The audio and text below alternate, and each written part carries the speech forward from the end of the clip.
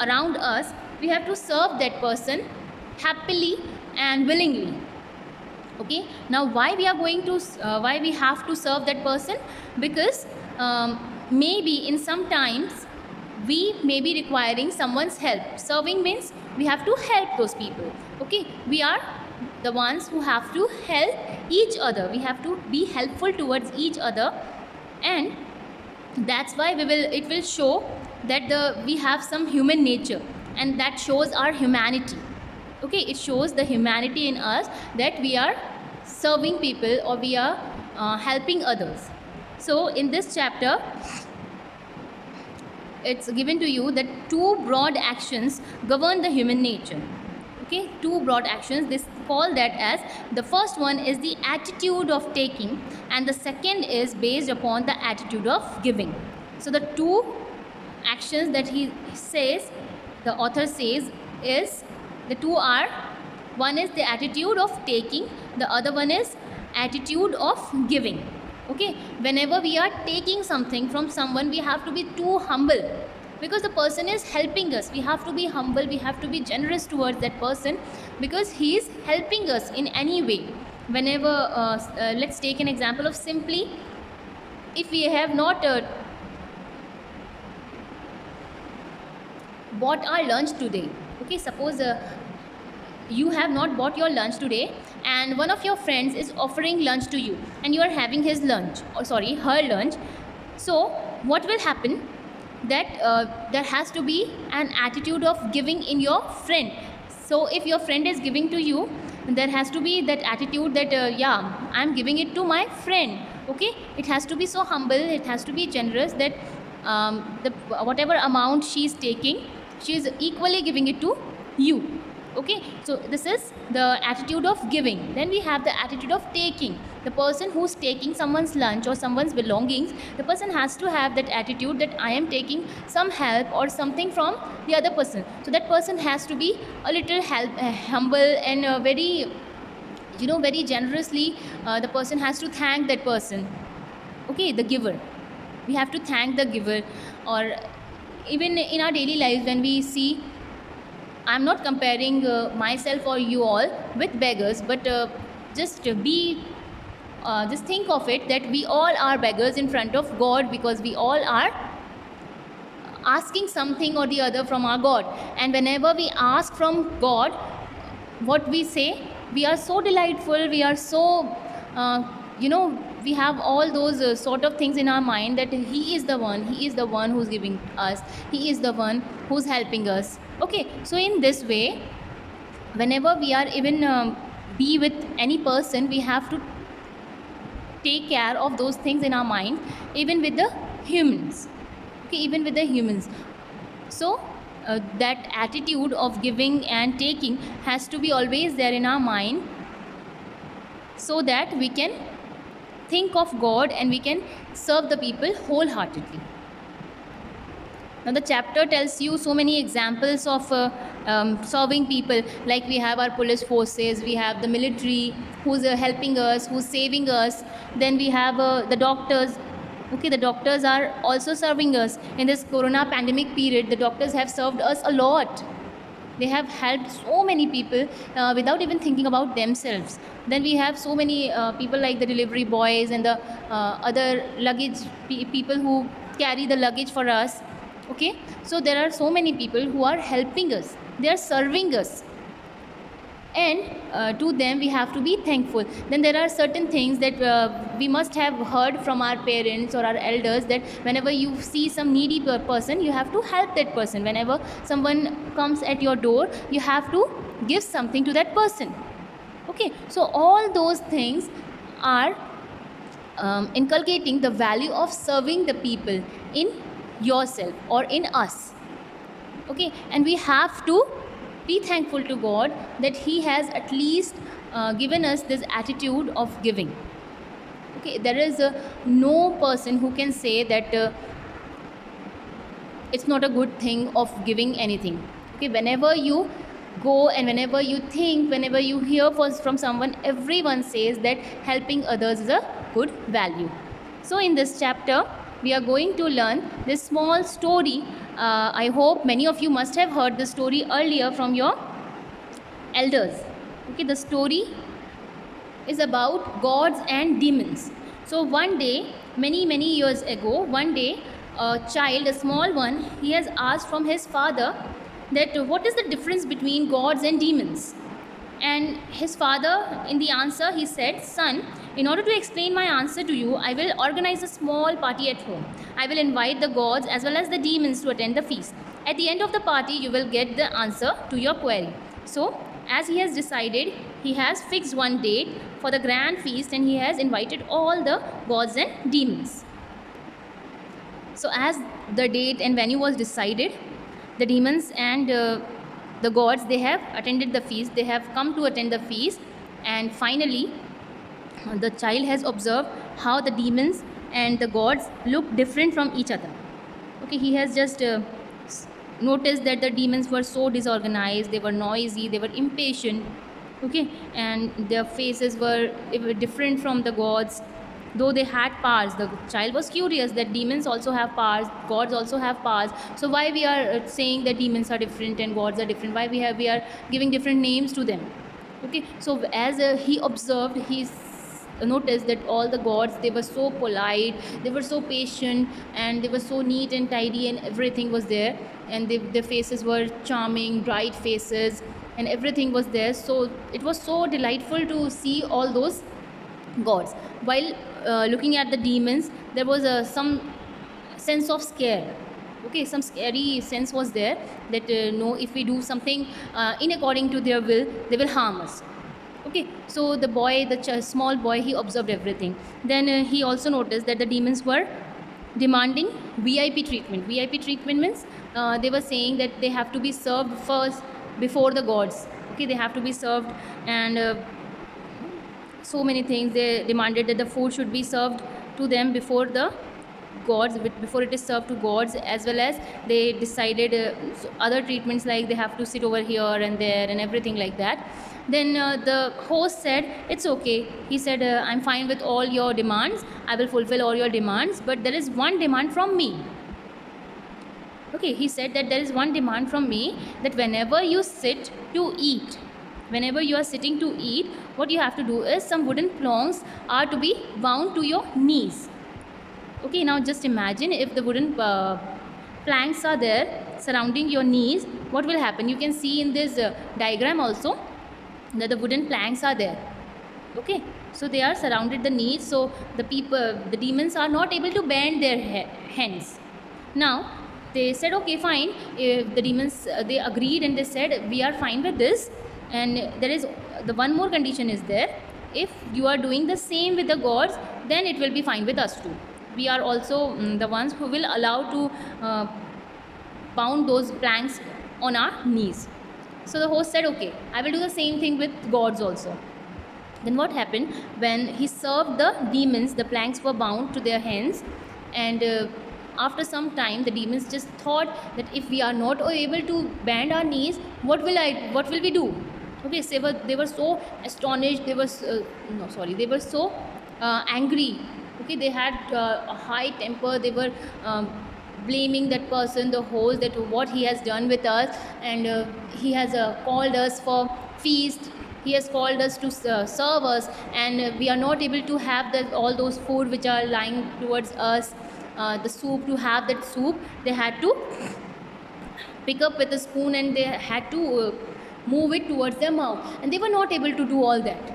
Okay, they were not able to eat even a single bite of the food, and they were so angry, and they were fighting with each other due to anger, as they cannot do anything to the host, because they were the ones who have agreed with his demand.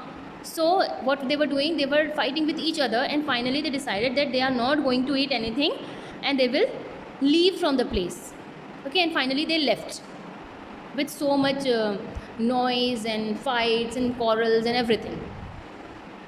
When the time came to serve the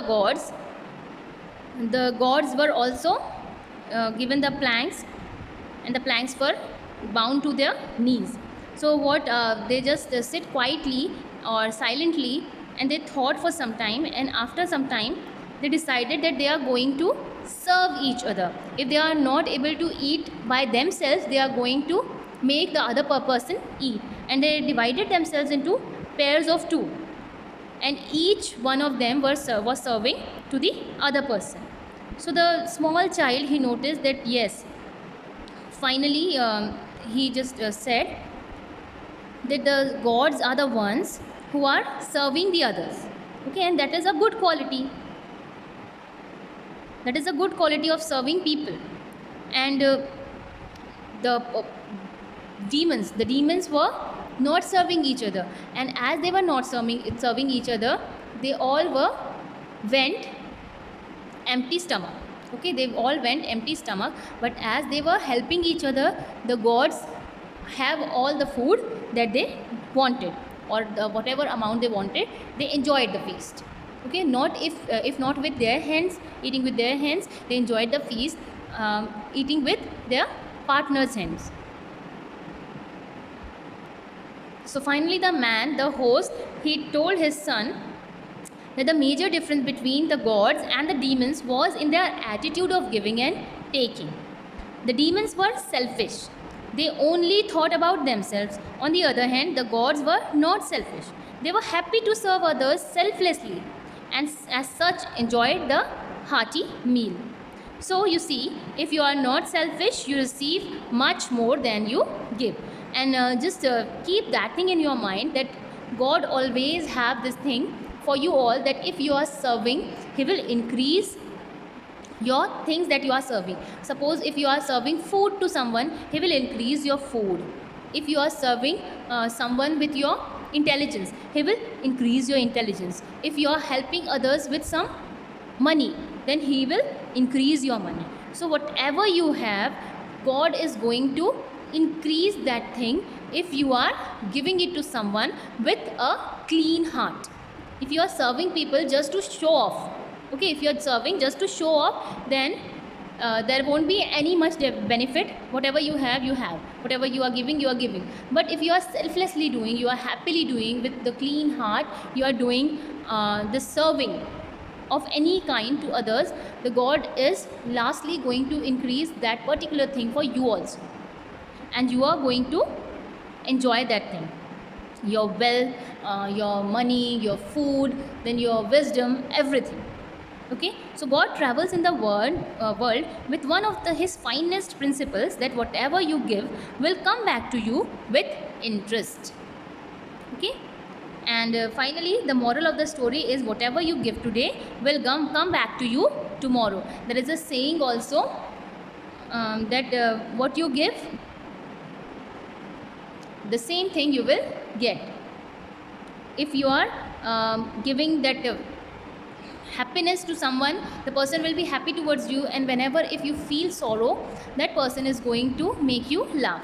If you are always angry with people and you are just fighting with one another, then the people will hate you, and they will in turn again also fight with you. So whatever you give is going to be come back to you one or the other day. So there are so many other stories which also tell you this thing of giving or helping.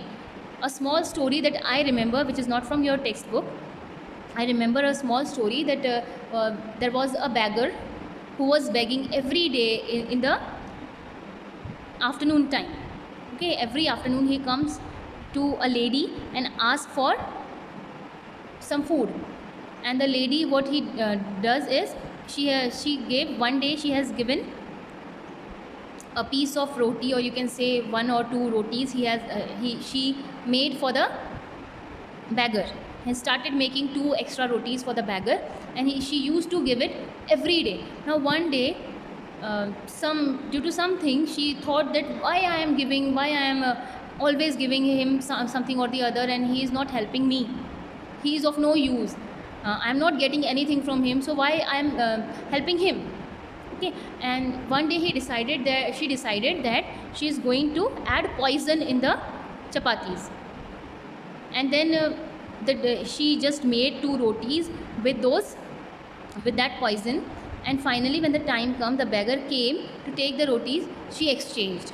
Okay, there was something in her mind and heart, and she said, no, my God, what I am going to do, what I was going to do, and I'm not going to take this blame of someone's life, for taking someone's life. And she decided that no, I'm just going to give the proper the poisonless rotis or chapatis to that beggar, and she gave it to the beggar.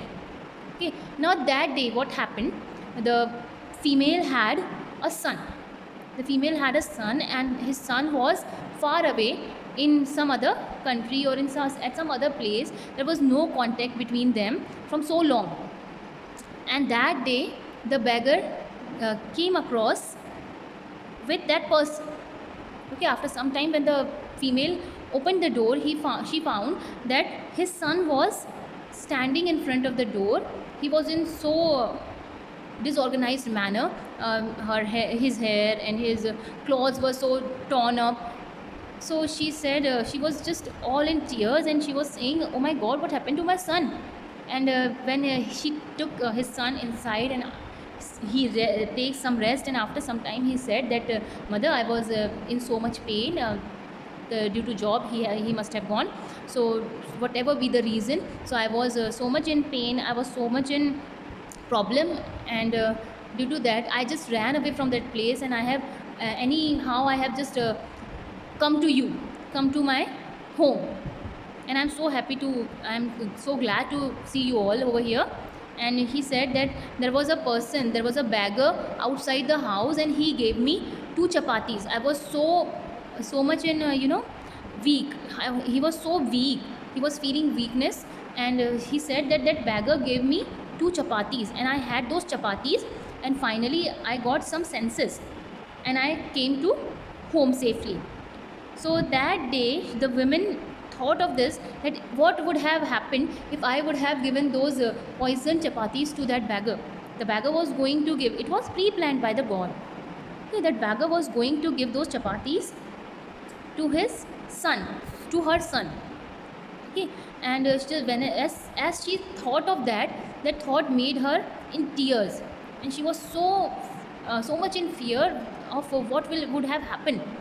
Okay, now telling this story, I had all the goosebumps. I'm having the goosebumps of just imagining that how the women would have felt if her own son would have died due to the female. Okay, so what you have to do is, we always have to keep this thing in our mind, that whatever we give today, one or the other day, the thing has to come back to us. So always spread happiness, always give positive attitude. Okay, always show positive attitude towards people, always give happiness, spread happiness, and help others, so that whenever you are in need, the people around you will be ready to help you or serve you. All the best, students, and have a safe day. I hope you all will inculcate this value of serving people in you also. Have a nice day.